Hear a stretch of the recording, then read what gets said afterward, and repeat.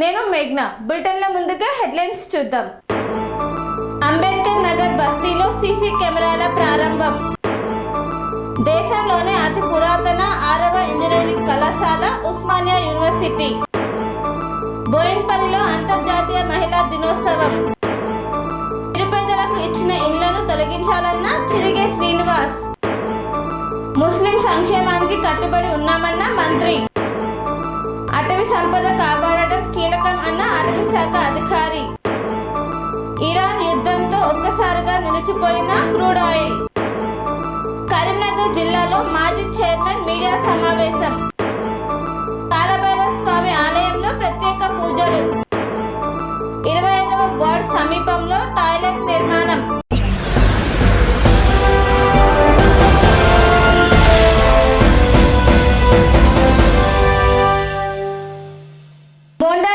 పరిధిలోని అంబేద్కర్ నగర్ బస్తీలో సీసీ కెమెరాలను ప్రారంభించిన కాంగ్రెస్ పార్టీ నాయకులు సంతోష్ యాదవ్. కంటోన్మెంట్ నియోజకవర్గంలోని మోండా డివిజన్ పరిధిలోని అంబేద్కర్ నగర్ బస్తీలో కాంగ్రెస్ పార్టీ నాయకులు సంతోష్ యాదవ్ తన సొంత నిధులతో ఏర్పాటు చేసిన సీసీ కెమెరాలను కంటోన్మెంట్ ఎమ్మెల్యే శ్రీ గణేష్ స్థానిక కాంగ్రెస్ పార్టీ నాయకులు కార్యకర్తలతో కలిసి ప్రారంభించారు. అనంతరం ఎమ్మెల్యే శ్రీ గణేష్ మాట్లాడుతూ సీసీ కెమెరాల వల్ల చాలా ఉపయోగాలు ఉంటాయని, దొంగతనాలు, ప్రమాదాలు, అవాంఛనీయ సంఘటనలు జరిగినప్పుడు సీసీ కెమెరాల ద్వారానే నిందితులను గుర్తించడంతో పోలీసుల పని కూడా సులువుగా అవుతుందన్నారు. ముందస్తుగా గుర్తించి ప్రమాదాలను, దొంగతనాలను కూడా అరికట్టవచ్చని పేర్కొన్నారు. దాతలు ముందుకు వచ్చి ఇలాంటి మంచి పనులు చేయాలని అక్కడికి వచ్చిన వారికి తెలిపారు.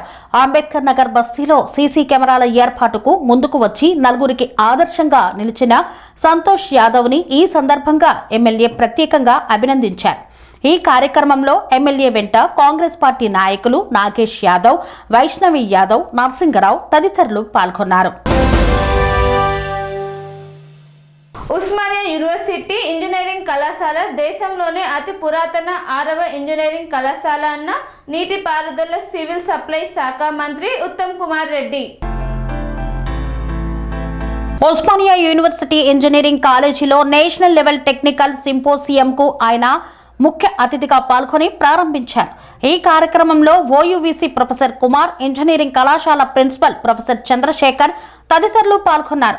ఈ సందర్భంగా ఉత్తమ్ కుమార్ రెడ్డి మాట్లాడుతూ ఓయూతో మా కుటుంబానికి అవినాభావ సంబంధం ఉంది. అప్పట్లో మా తండ్రి, తమ్ముడు ఓయూ నుండి ఇంజనీరింగ్ పూర్తి చేయడం జరిగిందన్నారు. ఓయూకు విద్యాశాఖ మంత్రిగా మౌలిక వసతులు కల్పించడం కొరకు 1000 కోట్ల నిధులు కేటాయించి ప్రపంచ ప్రఖ్యాత యూనివర్సిటీగా తీర్చిదిద్దే ప్రయత్నంలో ముఖ్యమంత్రి రేవంత్ రెడ్డి ఉన్నారన్నారు. ఉస్మానియా యూనివర్సిటీ అభివృద్ధికి ప్రభుత్వం ఎల్లవేళలా అండగా ఉంటుందని పేర్కొన్నారు. బోయిన్పల్లిలో అంతర్జాతీయ మహిళా దినోత్సవ వేడుకలు కంటోన్మెంట్ నామినేటెడ్ సభ్యురాలు భానుక నర్మదా మల్లికార్జున్ ఆధ్వర్యంలో ఘనంగా నిర్వహించారు. కంటోన్మెంట్ పరిధిలోని బోయిన్పల్లి డివిజన్లో 6వ వార్డు సీతారామాపురం కాలనీలో అంతర్జాతీయ మహిళా దినోత్సవ వేడుకలు కంటోన్మెంట్ నామినేటెడ్ సభ్యురాలు భానుక నర్మదా మల్లికార్జున్ ఆధ్వర్యంలో అంగరంగ వైభవంగా నిర్వహించారు. గత 15 సంవత్సరాల నుండి ఈ అంతర్జాతీయ మహిళా దినోత్సవ వేడుకలు నిర్వహిస్తున్నామని ఈ సందర్భంగా తెలిపారు. సీతారాంపురం కాలనీలో ఏర్పాటు చేసిన ప్రత్యేక మహిళా దినోత్సవ సంబురాలలో భానుక నర్మదా మల్లికార్జున్ ముఖ్య అతిథిగా విచ్చేసి కార్యక్రమాన్ని ప్రారంభించారు. కంటోన్మెంట్ పరిధిలోని అన్ని వార్డుల మహిళలు, ముఖ్యంగా శ్రీనివాస కాలనీ, సీతారాంపురం కాలనీ మహిళలు, సికింద్రాబాద్ బీజేపీ మహిళా సభ్యురాళ్లు, బీజేపీ కన్వీనర్, కంటోన్మెంట్ బీజేపీ కార్యకర్తలు, కాలనీ వాసులు ఈ వేడుకల్లో పాల్గొన్నారు. ఈ వేడుకల్లో మహిళా చిన్నారులచే భరతనాట్యం, దేవుడి నృత్య ప్రదర్శనలు, క్లాసికల్ డ్యాన్సులు, మహిళలచే తెలంగాణ ఫోక్ సాంగ్స్ వంటి సంబరాలలో భానుక నర్మదా మల్లికార్జున్ ఉత్సాహంగా పాల్గొన్నారు. డ్యాన్సులకు స్టెప్పులు వేశారు. ఈ అంతర్జాతీయ మహిళా దినోత్సవాన్ని పురస్కరించుకొని పలు పోటీలలో గెలుపొందిన మహిళలకు బహుమతులను ప్రదానం చేశారు. అలాగే ఈ కార్యక్రమంలో అంతర్జాతీయ మహిళా దినోత్సవ కేకును కట్ చేసి మహిళలకు మహిళా దినోత్సవ శుభాకాంక్షలను తెలియజేశారు. ప్రతి మహిళ ఒక శక్తిగా, ఆది పరాశక్తిగా ఉంటూ సమాజంలో ప్రతి రంగంలో తన పాత్రను, కర్తవ్యాన్ని నిబద్ధతతో నిర్వర్తించాలని ప్రతి మహిళకు భర్త కానీ తండ్రి కానీ వెనుకుండి ప్రోత్సహించి తనకు నచ్చిన ఉద్యోగంలో కానీ, చదువులో కానీ, జీవితంలో కానీ సహాయ సహకారాలు అందించాలని, దానికి ఉదాహరణగా నేను ఈరోజు ఈ స్థాయికి రావడానికి నా వెనకాల నా భర్త మల్లికార్జున్ అండదండలు, సహాయ సహకారాలు ఎప్పటికీ మరవలేనని కంటోన్మెంట్ బోర్డు నామినేటెడ్ సభ్యురాలిగా పెద్ద బాధ్యతను అప్పచెప్పిన దేశ ప్రధాని నరేంద్ర మోదీ, కేంద్ర మంత్రి కిషన్ రెడ్డి, మేడ్చల్ మల్కాజ్గిరి జిల్లా ఎంపీ ఈటెల రాజేందర్ కి ఈ సందర్భంగా ప్రత్యేక ధన్యవాదాలు తెలియజేశారు. ఆలేరులోని నిరుపేదలకు ఇచ్చిన ఇండ్లను నిషేధిత జాబితాల నుంచి తొలగించాలన్న అసెంబ్లీ కన్వీనర్ చిరిగే శ్రీనివాస్.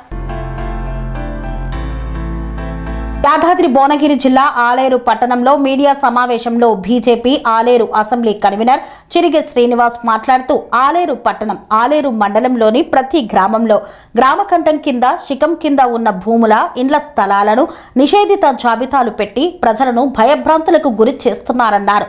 కాంగ్రెస్ ప్రభుత్వానికి ప్రజలు గోరికట్టక తప్పదని హెచ్చరించారు. ఈ కార్యక్రమంలో పట్టణ అధ్యక్షుడు నంద, గంగేష్, కృష్ణ, నరేందర్, వెంకటేష్, సృజన్, జాంగీర్ తదితరులు పాల్గొన్నారు. ముస్లిం సంక్షేమానికి కట్టుబడి ఉన్నామన్న మంత్రి ఉత్తమ్ కుమార్ రెడ్డి. ముస్లిం యువతకు ఉద్యోగ అవకాశాలు కల్పిస్తామని తెలియజేశారు.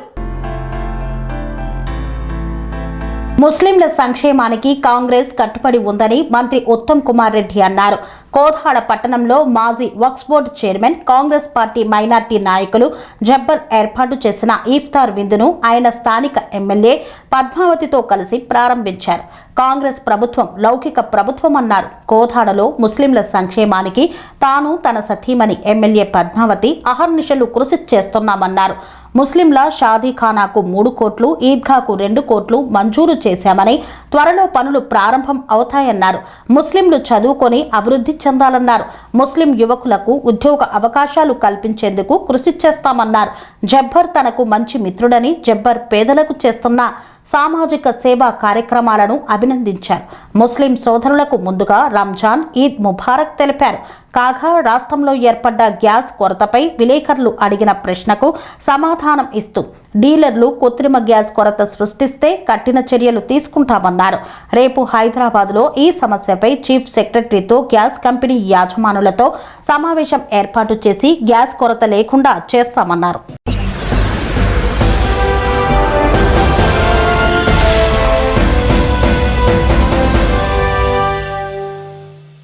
వార్తల్లో చిన్న విరామం. అనురాగానికి అమ్మ ఆదర్శం, ఆరోగ్యానికి Shri Sai homeo stores and clinic. అనుభవం, అర్హత, అంకిత భావం కల డాక్టర్లచే చికిత్స.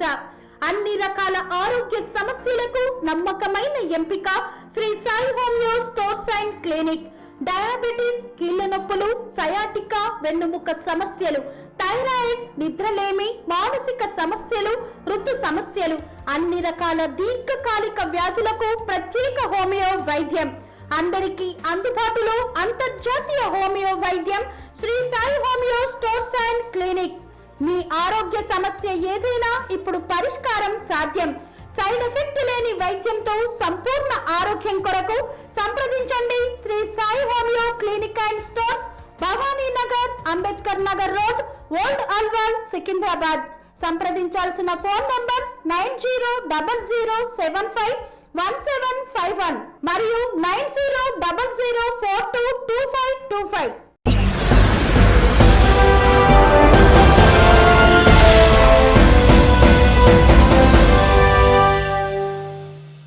తిరిగి వార్తలకు స్వాగతం. కొమరం భీం ఆసిఫాబాద్ జిల్లాలో అటవీ సంపద కాపాడటం, వన్యప్రాణుల సంరక్షణలో మీడియా ప్రతినిధుల పాత్ర కీలకమన్న అటవీ శాఖ అధికారి నీరజ్ కుమార్ తేబ్రేవాల్. అటవీ సంపదను కాపాడడం ప్రతి ఒక్కరి బాధ్యత అని, ముఖ్యంగా ప్రజల్లో అవగాహన పెంపొందించడంలో మీడియా ప్రతినిధుల పాత్ర అత్యంత కీలకమని కొమరం భీం ఆసిఫాబాద్ జిల్లా అటవీ శాఖ అధికారి నీరజ్ కుమార్ తేబ్రేవాల్ పేర్కొన్నారు. కొమరం భీం ఆసిఫాబాద్ జిల్లా సిర్పూర్టి అటవీ పరిధిలోని ఇటుకలపాడు అటవీ ప్రాంతంలో అటవీ శాఖ ఆధ్వర్యంలో జిల్లా మండల స్థాయి మీడియా ప్రతినిధులతో అవగాహన సమావేశాన్ని నిర్వహించారు. ఈ సందర్భంగా డిఎఫ్ఓ నీరజ్ కుమార్ టేబ్రేవాల్ మాట్లాడుతూ అడవులు ప్రకృతి సమతుల్యతకు ప్రధాన ఆధారమన్నారు. అడవులు కేవలం చెట్ల సముదాయం మాత్రమే కాకుండా వన్య ప్రాణులు, పక్షులు, జీవ వైవిధ్యానికి ఆశ్రయం కల్పించే సహజ సంపదగా నిలుస్తాయని వివరించారు. అటవీ సంపదను సంరక్షించడంలో ప్రజలతో పాటు మీడియా కూడా బాధ్యతాయుతంగా ముందుకు రావాలని పిలుపునిచ్చారు. అటవీ శాఖ చేపడుతున్న అభివృద్ధి కార్యక్రమాలను ప్రజలకు చేరవేయడంలో మీడియా ప్రముఖ పాత్ర పోషిస్తుందని ఆయన పేర్కొన్నారు.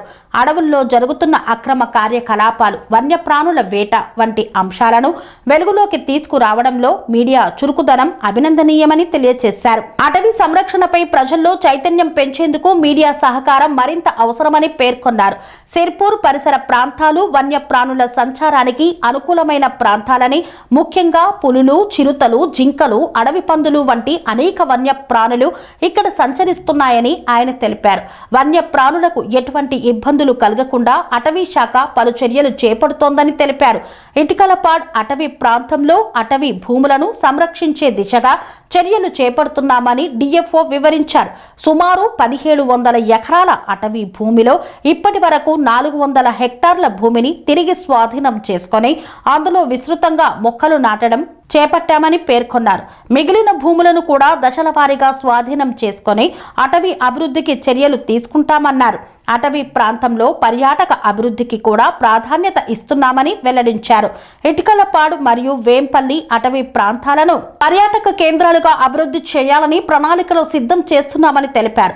త్వరలోనే సఫారీ వాహనాల సౌకర్యం అందుబాటులోకి తీసుకురావాలని యోచిస్తున్నట్లు తెలియజేశారు. అడవుల్లో సంచరించే వన్యప్రాణులకు నీటి కొరత తలెత్తకుండా ప్రత్యేక చర్యలు చేపడుతున్నామన్నారు. ప్రతి 2 కిలోమీటర్ల పరిధిలో నీటి కుంటలు, సాసర్ సీట్లు ఏర్పాటు చేసి వేసవి కాలంలో వన్యప్రాణులకు త్రాగునీటి సౌకర్యం కల్పిస్తున్నామని తెలిపారు. ఈ సందర్భంగా కాగజ్నగర్ అటవీ విభాగం అధికారి అప్పయ్య మాట్లాడుతూ వన్యప్రాణుల వేటకు పాల్పడే వారిపై కఠిన చర్యలు తప్పవని హెచ్చరించారు. కొందరు అక్రమంగా విద్యుత్ ఉచ్చులు ఏర్పాటు చేసి వన్యప్రాణులను వేటాడేందుకు ప్రయత్నిస్తున్నారని తెలిపారు. అలాంటి చర్యలు చట్ట విరుద్ధమని, అటువంటి వారిపై కఠిన చర్యలు తీసుకుంటామని స్పష్టం చేశారు.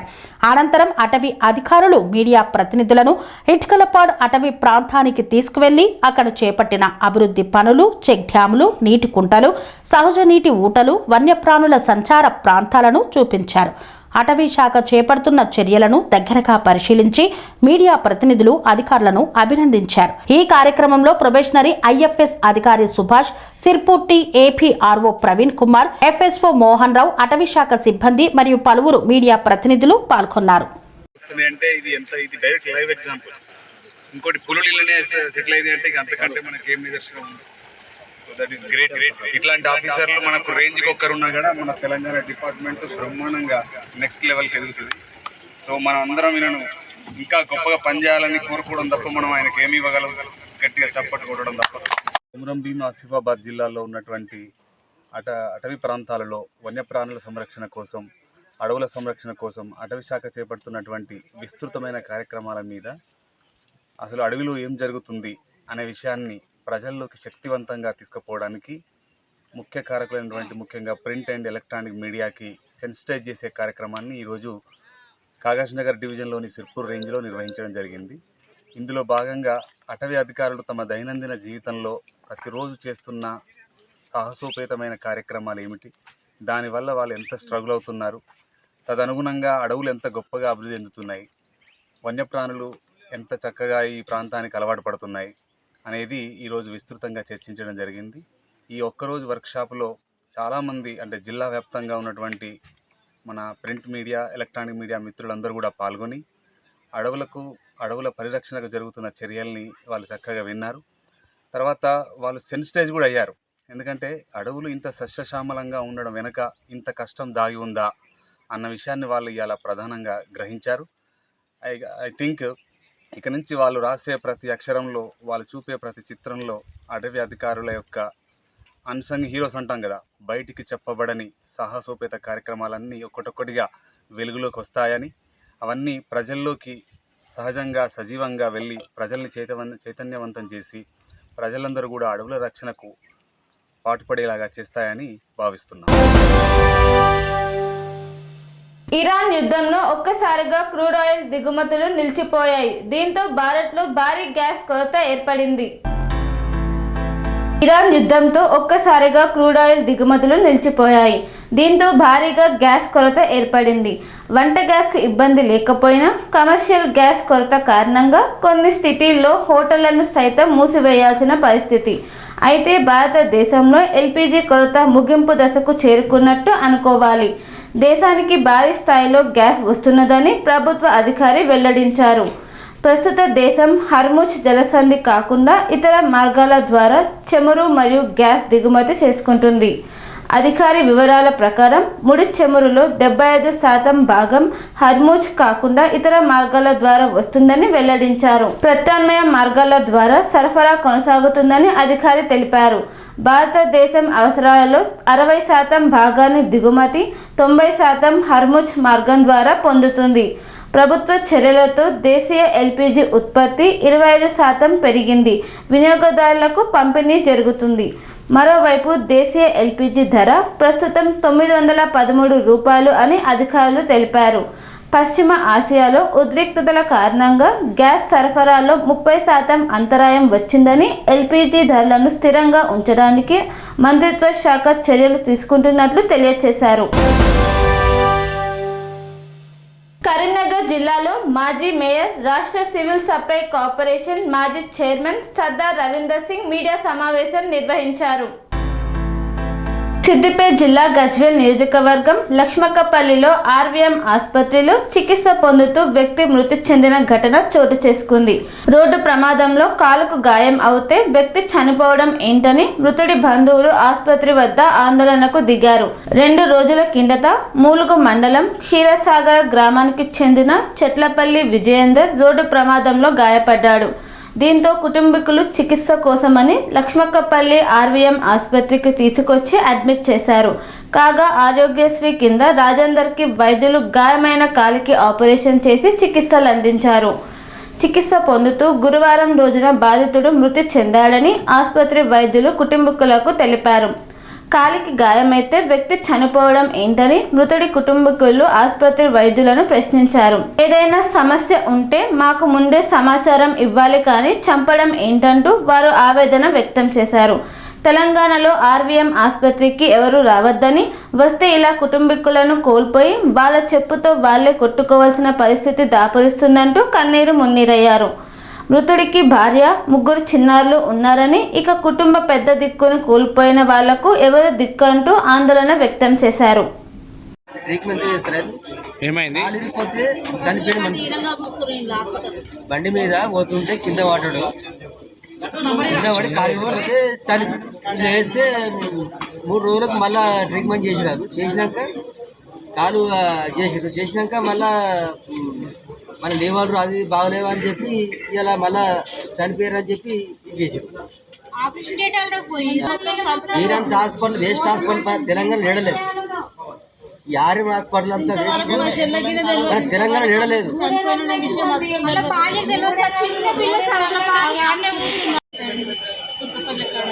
ఇక్కడికి తీసుకొచ్చినాక వేరే హాస్పిటల్ తీసుకోమన్నారు. తీసుకుపోయినాము.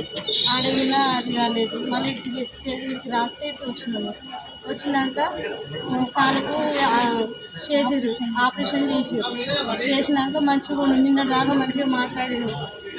మబ్బులో 3 గంటల నుంచి మా చెల్లె ఫోన్ చేస్తే బండ్ల మీద వచ్చినాము. నేను ఇట్లా సీరియస్ ఉన్నాక ఇట్లా ఆగమాగం చేస్తుందంటే బండ్ల మీద వచ్చినాము. చిన్న పిల్లలు బండ్ల మీద వచ్చినాక ఇట్లా చేసేది. మమ్మల్ని రానియలేదు, మమ్మల్ని రానియలేదు, మా అక్కలు రానియలేదు, ఎవరిని రానియలేదు. మమ్మల్ని ఎంతమంది అమ్మైన పిల్లలు? ఎన్ని సంవత్సరాలు ఉంటారు? కాలు ఇరిగిపోతే చచ్చిపోతున్నారు సార్. కాలు ఇరిగిపోతే చచ్చిపోయింది సార్. అయితే ఊపిరితిత్తులలో నీరు పోయిందని పైపోయి ఏది కాలేదు. మంచి మనిషి రోడ్డు మీద దెబ్బ కాలు ఇరిగిపోయింది. కాలు ఇరిగిపోయిన దానికి చనిపోయింది. ఇలా యాక్సిడెంట్ అయిందని వచ్చింది సార్. వస్తే ఆపరేషన్ కావాలమ్మా అని చెప్పారు. ఆపరేషన్ కావాలంటే ఇలా సరిగా చూడలేదు సార్. చూడకపోతే గజ్వేల్ తీసుకుపోయారు. గజ్వేల్ తీసుకుపోతే అక్కడ ఇక్కడ తీసుకోమన్నారు. మళ్ళీ ఇక్కడ తీసుకోమంటే మళ్ళీ ఇక్కడ తీసుకొచ్చినాం సార్.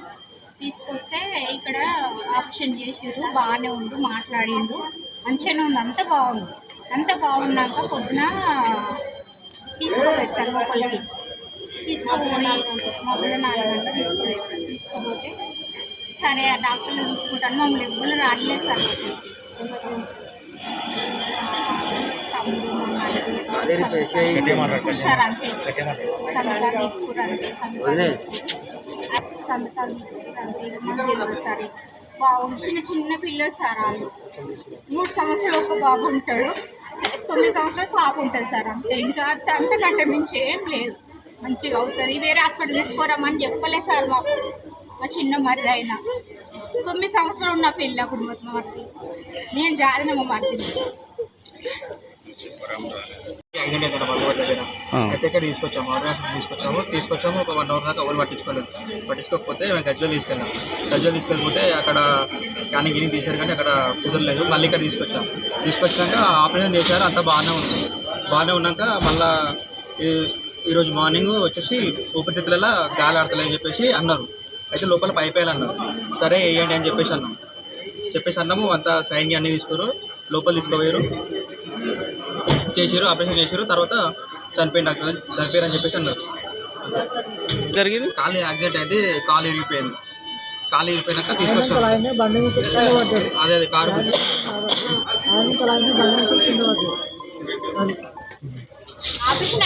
మంచిగా ఉన్నాడు, అంతా మంచిగా ఉన్నాడు, అంతా బాగానే మాట్లాడాడు, మొత్తం మంచిగా మాట్లాడాడు. తర్వాత ఏం జరిగిందో తెలియదు. లంగ్స్లకు గాలి వస్తలేని చెప్పేసి అన్నారు, పైప్ వేయాలన్నారు. మొత్తం సైన్కి అన్నీ తీసుకుపోయారు. అప్పుడు చెప్పలేదు సార్ మాతో కాదు, వేరే హాస్పిటల్ తీసుకోపోయారు అని కూడా చెప్పలేదు మాకు. ఇప్పుడు ఏమంటారు అంటే లివర్ ఖరాబ్ అయింది అందుకే చనిపోయాడు అని చెప్పేసి అంటారు. లివర్ ఖరాబ్ అయింది అసలు చెప్పలేదు మాకు. ఏమున్నా అది ఒకటి లంగ్స్లకు గాలి పోతుంది అని చెప్పేసి అన్నారు అంతే. లివర్ ఖరాబ్ అయిందని చెప్పలేదు మాకు. ఇప్పుడు మేము లోపల అడిగితే అదే చెప్తున్నారు, శ్వాస వేసుకొని రాలేదు ఆయనకి. పైప్ వేయాలి అన్నారు, లోపల వెంటిలేటర్ పెడతా అన్నారు. ఆ వెంటిలేటర్ లోపలికి మమ్మల్ని ఎవరిని రాలేదు, మరి పెట్టలేదో తెలియదు. ఇప్పుడైతే చనిపోయారని చెప్పేసి అంటున్నారు. అలుగునూరు సమీపంలో గల కాలభైరవ స్వామి ఆలయంలో ప్రత్యేక పూజలు నిర్వహించారు. ఈ కార్యక్రమంలో కరీంనగర్ మేయర్ కొలగాని శ్రీనివాస్ పాల్గొన్నారు. కరీంనగర్ లోని అలుగునూరు సమీపంలో గల కాలభైరవ స్వామి ఆలయంలో ప్రత్యేక పూజలు నిర్వహించారు. ఈ కార్యక్రమంలో భాగంగా కూష్మాండ దీప పూజ మరియు నారికేల దీప పూజ, కాలభైరవుడికి ప్రత్యేక అభిషేకాలు జరిపించారు. ఈ కార్యక్రమంలో కరీంనగర్ మేయర్ కొలగాని శ్రీనివాస్ పాల్గొన్నారు. కాలభైరవుడికి అభిషేకం చేపించే భక్తులు సాంప్రదాయ దుస్తులలో రావాలని సూచించారు. కాలాష్టమి ప్రత్యేక పూజల సందర్భంగా దేవాలయంలో అన్నప్రసాద వితరణ కార్యక్రమాన్ని చేపట్టారు. శ్రీ కాలభైరవ స్వామి దేవాలయానికి ప్రధాన అర్చకులుగా జగదీశ్వర శర్మ పూజలు నిర్వహిస్తున్నారు. ఇక్కడ స్వయంభూ కాలభైరవ స్వామి సతీ సమేతంగా కొలువై ఉన్నారు. మానసాదేవి, సుబ్రహ్మణ్యేశ్వర స్వామి, ఆంజనేయ స్వామి మరియు నవగ్రహాలు కొలువుతీరి ఉన్నాయి. ఈ ఆలయంలో ఆలయానికి క్షేత్ర పాలకుడిగా ఆంజనేయ స్వామి ఉన్నారు. స్వయంభూ కాలభైరవ స్వామి 14వ శతాబ్దంకు చెందినవారు. కాలభైరవ స్వామి కాలానికి అతీతుడుగా ప్రసిద్ధిగాంచాడు. 25వ వార్డ్ చేపల మార్కెట్ సమీపంలో పబ్లిక్ టాయిలెట్ నిర్మాణ ప్రతిపాదనపై వార్డ్ కౌన్సిలర్ స్థానికులు మండిపడుతున్నారు. కోదాడ పట్టణంలోని 25వ వార్డు చేపల మార్కెట్ సమీపంలో పబ్లిక్ టాయిలెట్ నిర్మాణ ప్రతిపాదనపై వార్డు కౌన్సిలర్ స్థానికులు మండిపడుతున్నారు. గత 10 ఏళ్లుగా వినియోగంలో లేని పాత టాయిలెట్ను కూల్చివేసిన అధికారులు అదే స్థలంలో మళ్లీ కొత్తది నిర్మించాలని చూడడం సరికాదన్నారు. రాత్రి వేళల్లో అసాంఘిక కార్యకలాపాలు, మద్యం సేవించడం వంటివి సాగుతున్నాయన్నారు. ఇరుకైన గల్లి కావడంతో వర్షం వస్తే నీరు నిలిచి వాహనాల రాకపోకలకు ఇబ్బందిగా మారుతోందని ఆవేదన వ్యక్తం చేశారు. మున్సిపాలిటీ నుండి బస్టాండ్ వరకు పలు టాయిలెట్లు అందుబాటులో ఉన్నాయని, అవే వాడకంలో లేవని, వార్డులో అభివృద్ధి పనులకు నిధులు మంజూరు చేయమంటే నిధులు లేవని చెప్పే కమిషనర్ ప్రజలకు ఉపయోగపడని చోట నిధులు ఖర్చు చేయడం దుర్వినియోగమేనని విమర్శించారు. తమ అభ్యర్థనను కాదని ఇక్కడ టాయిలెట్ నిర్మించాలని చూస్తే ఊరుకోమన్నారు. ఎట్టి పరిస్థితుల్లో టాయిలెట్ నిర్మించకుండా అడ్డుకుంటామన్నారు. ఈ ప్రెస్ మీట్ యొక్క ముఖ్య ఉద్దేశం ఇక్కడ షాదీఖానా చేపల మార్కెట్ దగ్గర పబ్లిక్ టాయిలెట్ స్కూల్ చేయడం జరిగింది. నేను సయ్యద్ బాబా తబసుమ్ 25వ వార్డు కౌన్సిలర్.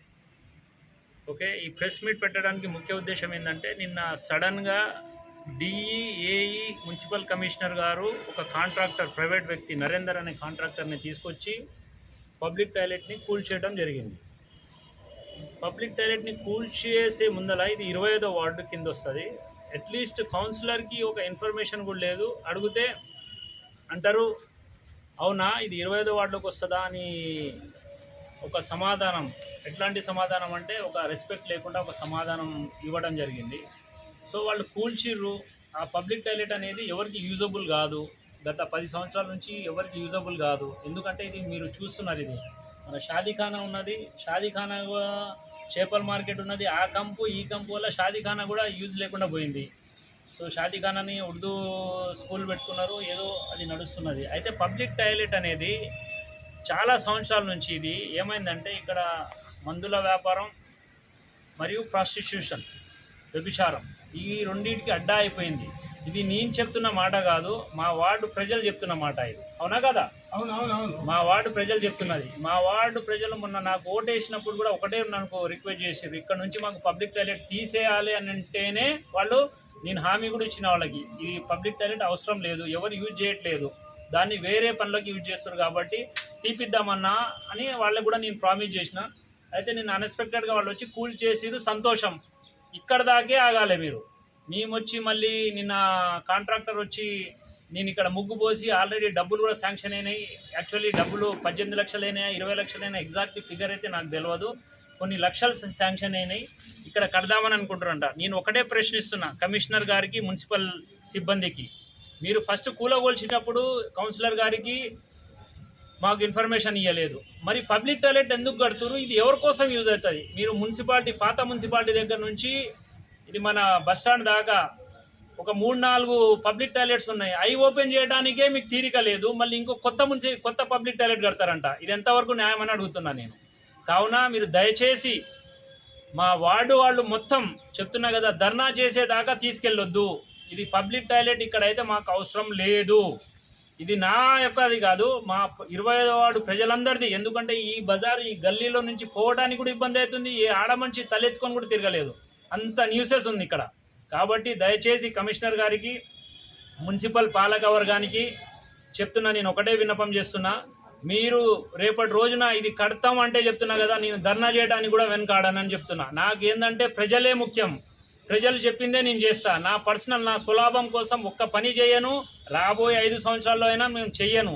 కాబట్టి దయచేసి కమిషనర్ గారికి చేతులు జోడించి, డిఈ గారికి, కలెక్టర్ గారికి కూడా విన్నపిస్తున్నా, మీరు కలెక్టర్ గారిని కూడా తీసుకొస్తే నేను ఎక్స్ప్లెయిన్ చేయగలుగుతా, మాట్లాడగలుగుతా. అసలు ఇక్కడ పబ్లిక్ టాయిలెట్ అనేది అవసరం లేదు. ఇప్పుడు మున్సిపాలిటీ నుంచి బస్టాండ్ దాకా 1 కిలోమీటర్ డిస్టెన్స్ లేదు, దాదాపు 3-4 పబ్లిక్ టాయిలెట్స్ ఉన్నాయి. ఒకవేళ పబ్లిక్ టాయిలెట్ కట్టాలనుకుంటే మన హై స్కూల్ పక్కన, పెట్రోల్ పంప్ పక్కన ఎంతమంది రోడ్డు మీద పోస్తారు, అక్కడ కడితే ఏమైనా జనాలకు యూజ్ అవుతుంది. ఇక్కడ కడితే జనాలకు యూజ్ కాదు. కానీ ఇంకా నేను అవి చెప్పను, కమిషన్ల కోసం కడుతురో దేనికోసం కడుతురో కానీ కట్టొద్దని చెప్తున్నా నేను. ఇది హెచ్చరిక. మీరు ఇక్కడ బునియాదులు తీస్తాం, మేము వేస్తాం అని చెప్తే మాత్రం నేను ఖచ్చితంగా చెప్తున్నా, రేపటి రోజున ధర్నా చేయడానికి కూడా నేను వెనకాడను. నా వెనకాల నా ప్రజలు ఉన్నారు. కాబట్టి దయచేసి ఇంకోసారి రిక్వెస్ట్ చేస్తున్నా, మాకు పబ్లిక్ టాయిలెట్ అయితే అవసరం లేదు. మీ దగ్గర ఒకవేళ ఫండ్స్ ఉన్నాయంటే, మున్సిపాలిటీలో పోతేనేమో ఫండ్స్ లేవు అంటారు, ఇప్పుడేమో పబ్లిక్ టాయిలెట్ కట్టడానికి ఫండ్స్ ఉన్నాయంటారు. ఆ ఫండ్స్ 18 లక్షల 10 లక్షల ఇస్తే మా బజార్లో ఇల్లు లేని వాళ్ళు, పేదలు ఎంతోమంది ఉన్నారు. ఒక 5గురికి నేను ఇల్లులు కట్టించిస్తా అని చెప్తున్నా మీకు. ఇట్లాంటి పనులు చేస్తే గుర్తింపు ఉంటుందిలే, కానీ అవసరం లేని పనులకి లక్షలు ఖర్చు పెడితే మున్సిపాలిటీ ఫండ్స్ దుర్వినియోగం కావద్దని చెప్తున్నా నేను. ఇట్లా దుర్వినియోగం చేస్తే రాబోయే రోజుల్లో నా వాయిస్ ఇంకా చాలా గట్టిగా ఉంటుందని, ఇది ఒక హెచ్చరిక మాత్రమే కాదు, మా ప్రజల యొక్క విన్నపం కూడా అని మీకు చెప్తున్నా. దయచేసి మీరు ఈ పని ఆపుకోవాలని